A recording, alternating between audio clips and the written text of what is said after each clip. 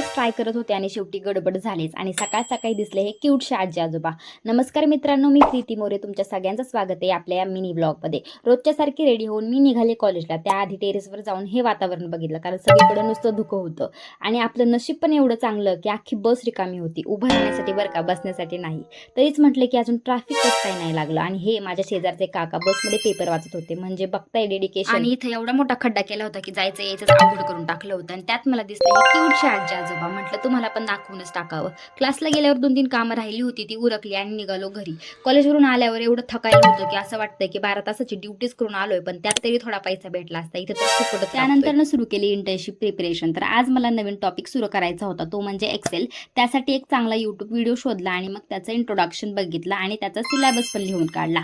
आज मला करायची होती गरगटी भाजी, जी की हरभऱ्याच्या वाळलेल्या पानापासून बनवतात. तुमच्याकडे ह्याला काय म्हणतात कमेंटमध्ये नक्की सांगा. आणि त्यात पण थोडी गडबड केली. त्यामध्ये गडबड झालेली आहे आपल्याकडून. मला पाणी ह्याच्यात नव्हतं टाकायचं, पाणी शिजताना टाकायचं होतं, पण ठीक आहे आपण करतोय तरी पण. गडबड झाली स्टार्टिंगलाच, पण असू द्या. तरी बघूया कशी होती, जी की अशी झाली होती. आणि आजच्यासाठी एवढंच. भेटूया उद्याच्या व्लॉगमध्ये. आणि हो, फॉलो करायला नका विसरू.